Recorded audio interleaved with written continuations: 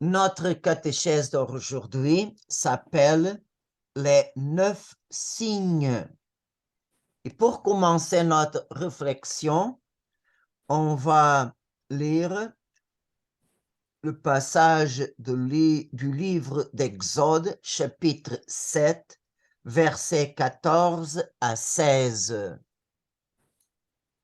Le Seigneur dit à Moïse, le cœur de Pharaon s'est appesanti. Il refuse de laisser partir le peuple. Va trouver Pharaon demain matin. Il sortira pour se rendre près de lui. Tu te posteras au bord du Nil pour le rencontrer. Le bâton qui s'est changé en serpent, tu le prendras en main. Tu diras à Pharaon, le Seigneur, le Dieu des Hébreux, m'a envoyé vers toi pour te dire, laisse partir mon peuple, afin qu'il me serve dans le désert. Jusqu'à présent, tu n'as pas écouté. Alors, on voit que c'est Dieu qui envoie Moïse et Aaron rencontrer le roi de l'Égypte, ou au milieu de ses activités. C'est curieux que c'est le Seigneur qui prend l'initiative d'aller au Pharaon. Il n'attend pas que le Pharaon vienne à lui. Et c'est pour ça que le Seigneur envoie Moïse et Aaron avec ces mots, va trouver Pharaon. Et pour expliquer ces événements, le texte biblique utilise quelques phénomènes naturels. Par exemple, le fleuve rouge du Nil, les grenouilles et les ténèbres sont connus en Égypte, mais pas à Palestine, à Canaan. Les sauterelles sont connues en Égypte et en Palestine. Et la grêle est connue en Palestine, mais est très rare en Égypte. Et on sait pourquoi, parce que les deux climats sont différents. Et on voit que le Seigneur, et on voit ça au chapitre que suivent ces récits, nous avons entendu au commencement, on va voir que Dieu fait briller aux yeux du Pharaon et aux yeux du peuple, les Égyptiens et les Israélites, il fait briller qu'il est le Tout-Puissant. En hébreu, ça se dit El Shaddai, il est le Tout-Puissant. Et on voit que graduellement, Dieu fait peser sa main. Et alors, du chapitre 7 au 10e, on voit que Dieu augmente d'une façon progressive le poids des signes qu'il donne. Et alors, le pharaon pourrait bien sûr éviter tout ça s'il écoutait la voix de Dieu qui a été transmise par Moïse et Aaron. Alors, on va passer en résumé les 9 signes. Le premier signe, c'est l'eau s'est transformée en sang. Et quelle est la conséquence? Les poissons du Nil crèveront. Alors, à cause de cette pollution, alors les eaux n'est pas propre et les poissons sont morts. Et ça, c'est pour les animaux. Pour le peuple égyptien, ils ne pouvaient plus boire. Le deuxième signe, les grenouilles, c'est une conséquence de la pollution. Alors, les grenouilles pénètrent partout, n'importe pas quel endroit. Et les grenouilles laissent la terre polluée. Bien sûr que elles, quand elles ont envahi les maisons, les chambres à coucher, jusqu'au lit, les endroits où sont les animaux, bien sûr que tout est sale et que le peuple essayait de les tuer. Mais quand elles sont mortes, elles laissent la terre polluée. Le troisième signe, les moustiques. Alors, les moustiques, on sait très bien qu'est-ce qui se passe. Nous avons ici, pendant le commencement d'été et même jusqu'à automne, il y a des moustiques.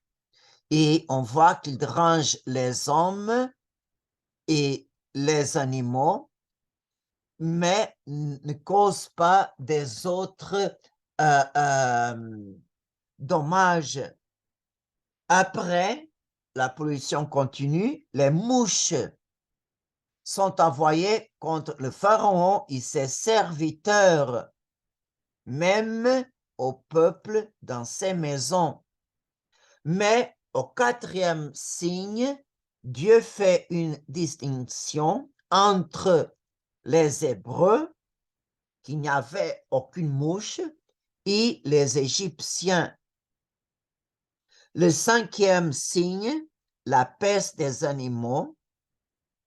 Alors, on voit que Dieu envoie cette maladie qui va toucher toutes les troupeaux qui restent dans les champs. Mais c'est curieux que les animaux des Hébreux sont épargnés. Alors, on voit que au cinquième signe, il y a aussi une distinction. Et au sixième, alors, les tumeurs que hommes et animaux ont, quand ils éclatent, ils se transforment, ils se convertent en ulcères. Et maintenant, le sixième signe, même les mages du pharaon sont touchés par les ulcères, ils ne peuvent pas résister au pouvoir de Dieu. Le septième signe, alors la pluie de pierres accompagnée de tonnerre et de feu qui s'abattent sur terre. Peut-être on voit que ces tonnerres et de feu, c'est peut-être les incendies que les éclairs et les tonnerres provoquaient, et c'est pour ça qu'il y avait des feux en plusieurs endroits. Et cet prodige, Dieu donne aussi un signe de sa miséricorde. Et nous avons un mot que le Seigneur dit au Pharaon par la bouche de Moïse, Exode 9, versets 19 à 21. Moïse dit à Pharaon, maintenant, envoie donc mettre à l'abri les troupeaux, ainsi que tout ce qui t'appartient dans les champs. Tout homme et toute bête qui se trouveront dans les champs et n'auront pas regagné les maisons, tous, quand la grêle s'abattra, périront. Parmi les serviteurs de Pharaon, celui qui craignit la parole du Seigneur mit à l'abri les serviteurs et troupeaux.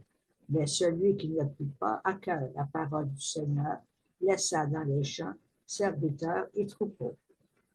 Alors, on voit que même que Dieu veut donner ce signe, la pluie de pierre accompagnée de tonnerre et des incendies, on voit que le Seigneur montre sa miséricorde. Il donne la vie et tout ce que tous les Égyptiens qui ont cru à la parole et ont mis ses serviteurs et troupeaux en abri, le Seigneur vraiment ne laisse pas cette pluie de pierre faire du mal à ces gens qui ont cru.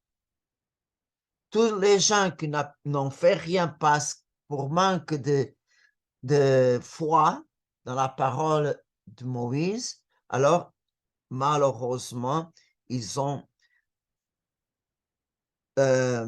souffert les conséquences. Et alors, on voit au 7e signe un geste de miséricorde de Dieu. 8e signe, les sauterelles. Alors, les sauterelles, elles dévorent toute l'herbe du pays et tous les fruits des arbres. Alors, toute l'herbe qui n'a pas brûlé par la pluie de pierre, alors vient après les sauterelles qui terminent pour manger tout ce qui est vert. Et le 9e signe, c'est les 3 jours de ténèbres. Alors, on voit que dans la région du peuple égyptien, il y avait vraiment une nuit terrible, mais dans la région où habitaient les Hébreux, il y avait la lumière. Alors, on voit que de nouveau, Dieu fait la distinction et comme conséquence des 3 jours de ténèbres, le cœur du Pharaon est tellement dur qu'il a interdit Moïse et Aaron à revenir à sa présence sous peine de mort. Alors, sont ça les 9 signes. Et on peut poser la question,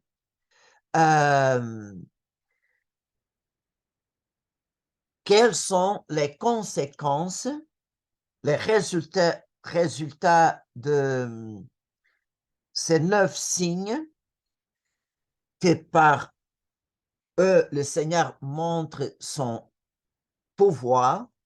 Alors, on peut voir la victoire de Dieu en plusieurs niveaux. Un premier sur les magiciens de l'Égypte qui sont au service du Pharaon. Le premier signe de victoire de Dieu, c'est quand le bâton de Moïse se transforme en serpent et les magiciens font la même chose. Et c'est curieux que la verge de Moïse a mangé les verges des magiciens. Alors, on peut dire que le signe, d'une façon extérieure, c'est le même, mais les effets sont très différents. Et Dieu montre son pouvoir parce qu'à la fin, qu'est-ce que reste? C'est seulement le bâton de Moïse. Alors, quand les 9 signes ont commencé, les magiciens, ils ont fait au commencement de le même signe jusqu'au moment qu'ils ne pouvaient continuer. Alors, les magiciens de l'Égypte, ils ont fait aussi les eaux qui se transforment en sang et aussi ils ont fait les grenouilles qui sortaient du fleuve. Mais après le troisième signe, celui des moucherons, les mages ont essayé de le faire, mais fini. À partir de ces moments-là, ils ne peuvent pas. Le démon n'a plus de pouvoir pour continuer à copier les prodiges de Dieu. Et Moïse continue à faire des signes et les magiciens même donnent au pharaon ce témoignage, c'est le doigt de Dieu qui fait ça. Et au sixième signe, les ulcères, on voit que même les mages ont ulcères et ils tombent complètement abattus. La victoire de Dieu sur les serviteurs du Pharaon. Pour les serviteurs du Pharaon, alors on voit au septième signe, avant d'envoyer la pluie de pierre, le Seigneur donne un avertissement. Qui a cru a eu la chance de sauver. Qui n'a pas cru a subi les conséquences. Au huitième signe de sauterelle, alors on voit que sont les serviteurs même, quand toute l'herbe pour les animaux et même les fruits des arbres sont même les serviteurs qui demandent au Pharaon, laisse partir les Hébreux, qu'ils servent son Dieu. Et vraiment, les serviteurs terminent à dire, ne sais-tu pas que l'Égypte est ruinée? Et on voit le troisième victoire que nous avons, c'est même le pharaon. On voit qu'au premier signe, le pharaon simplement tourne le dos et entre chez lui. Au deuxième signe, alors, le pharaon laisse partir les Israélites pour offrir sacrifice, mais ne laisse pas partir les animaux. On voit ça, Exode chapitre 8, verset 22. Sûrement pas, car les Égyptiens ont en abomination les sacrifices que nous offrons au Seigneur notre Dieu. Pourrions-nous faire sous leurs yeux, sans qu'ils nous lapident, un sacrifice qu'ils ont en abomination? Alors, on voit que comme les Israélites étaient bergers et cultivateurs de la terre, et on voit que c'est la première fois que Dieu se dirige à eux, ils ne savent pas quels sont les animaux que Dieu veut en sacrifice ou non. Alors, c'est pour ça que tous les biens matériaux que les Israélites possèdent devront les accompagner au désert. Alors, quand Moïse n'accepte pas les conditions du pharaon, il n'y a plus de négociation. Quand le signe de la plaie est disparu, alors on voit que le pharaon a son cœur dur. Au septième signe de la pluie de pierre, alors c'est le pharaon qui appela Moïse et Aaron. Et on voit ces textes-là, Exode 9, verset 28. Il leur dit, cette fois-ci, je reconnais mon péché. C'est le Seigneur qui est le juste. Moi et mon peuple, Nous sommes les coupables. Priez le Seigneur. Assez de tonnerre et de grêle. Je vais vous laisser partir. Ne restez pas plus longtemps sur place. Alors, quand il y avait la pluie de pierre, le pharaon a reconnu son erreur. Mais quand termine l'épreuve, le cœur de Pharaon a changé. Avant le huitième signe, celui des sauterelles, alors le pharaon ne veut pas laisser partir les enfants et les femmes.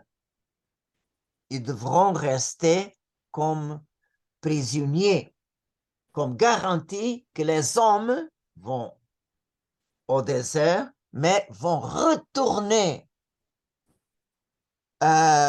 Et alors, Moïse n'accepte pas la division des familles et le pharaon les expulse de sa présence. Et c'est là que les sauterelles apparaissent.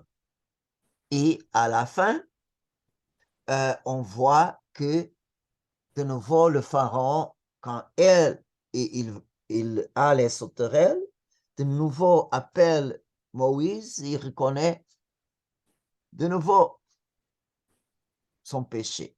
Mais à la fin, quand termine les sauterelles, il ne laisse pas partir. Et on voit au 9e signe, alors au 9e signe, on voit que le pharaon met de nouveau les conditions. Au 9e signe, alors laisse partir tout le peuple, alors les hommes, les femmes et les enfants, mais sans les troupeaux. On voit ça, Exode 10, 25 et 26. Moïse lui répondit, c'est donc toi qui mettras dans nos mains de quoi offrir sacrifice, holocauste au Seigneur notre Dieu? Nos troupeaux partiront également avec nous. Pas une bête ne restera. C'est parmi nos troupeaux que nous prendrons de quoi servir le Seigneur notre Dieu. Nous ne pouvons pas savoir, avant d'arriver là-bas, ce que nous devrons offrir au Seigneur pour le servir. L'autre aspect de 9 signes, c'est la souffrance de la création matérielle. Alors, on voit que les créatures irrationnelles que n'ont pas péché, que sont innocentes, on voit que les créatures irrationnelles sont affectées d'une plusieurs manières. Elles souffrent les conséquences du péché des hommes. On voit le premier signe, la pollution des eaux. On voit que les poissons morts, et il y a des grenouilles partout. Et l'autre souffrance, la végétation, elle est dévastée par la pluie de pierre, le 7e signe, et de sauterelles. Et la grêle a brisé les arbres et bien sûr qui a brûlé l'herbe des champs. Et on voit que à la fin, les sauterelles ont anéanti toute la végétation. Les animaux, alors, ils sont incommodés par les moustiques et les mouches, 3e et 4e signe. La peste frappe tous les troupeaux qui étaient dans les champs et plusieurs animaux meurent. Et aussi, les animaux sont affectés par les tumeurs qui éclatent en ulcère. Et alors, tous les animaux que ces propriétaires ne croient pas dans la parole de Moïse, à la parole de Dieu transmise par Moïse, on voit que tous ces animaux sont abandonnés au champ, ils souffrent les conséquences de la grêle que frappe. Et quant aux hommes, on voit, ils souffrent la soif, alors ils furent assaillis par les grenouilles, moustiques, mouches et ulcères. Et on voit, ils souffrent aussi la grêle et aussi les ténèbres pendant 3 jours. Et ils ont aussi subi des grandes pertes matérielles. Et on voit que avant, les Égyptiens avaient une vie matérielle stable, mais à partir de 9 signes, tout perd le contrôle. Et on peut poser la question, pourquoi Dieu fait tomber cette souffrance à la nature, c'est-à-dire les plantes et les animaux? Pourquoi les créatures irrationnelles souffrent à cause de l'homme coupable? On voit qu'au moment de la création, Dieu a subordonné la terre et les êtres vivants à l'homme. Alors, l'homme, au moment de la création, avant le péché originel, l'homme était la couronne de toute la création matérielle et l'homme était le pont entre Dieu et toute la création. La création n'a pas d'âme, une âme rationnelle, et l'homme qui a une âme rationnelle, c'est-à-dire une intelligence, une volonté libre, alors l'homme donnait à Dieu l'adoration, la louange, l'action de grâce au nom de toutes les créatures. Et alors, on voit qu'il y avait une grande harmonie et unité entre l'homme et la nature et toutes les créatures irrationnelles. Mais avec le péché originel, l'homme écrase l'harmonie et l'unité entre la création et Dieu. Alors, quand l'homme a coupé avec Dieu, source de la vie, l'homme a touché par sa désobéissance toute la création. Non seulement l'homme doit souffrir les conséquences du péché originel, mais toute la création aussi. Et on peut voir quand Dieu donne le châtiment à Adam, Dieu parle aussi de la création. Genèse 3, versets 17 à 18. Maudit soit le sol à cause de toi. C'est dans la peine que tu en tireras ta nourriture tous les jours de ta vie. De lui-même, il te donnera épines et chardon, mais tu auras ta nourriture en cultivant les champs. Alors, on voit que à partir de ça, la unité entre l'homme et création a été coupée et à partir de maintenant, la création visible se montre alors hostile à l'homme. Et à cause de l'homme, nous dit Saint Paul aux Romains, chapitre 8e, la création a été soumise à la vanité. Vanité, c'est-à-dire corruption et la mort. Non de son plein gré, nous savons que toute la création a gémi et a souffert, pour ainsi dire, les douleurs de l'enfantement. Ça, on peut voir aussi une citation du Nouveau Catéchisme de l'Église catholique numéro 400. Alors, on voit de la même façon que la création matérielle partage innocemment les conséquences du péché de l'homme, quand Dieu a puni Adam, il a puni aussi toutes les créations irrationnelles qui l'entourent. Et on voit que Dieu utilise parfois la création pour briser l'orgueil de l'homme. Par exemple, des fois, la création brise les lois que Dieu a établies et on voit que les éléments perdent le contrôle. C'est pour ça que on voit des grandes inondations, on voit des feux incontrôlables, on voit des tremblements de terre, on voit des grands ouragans.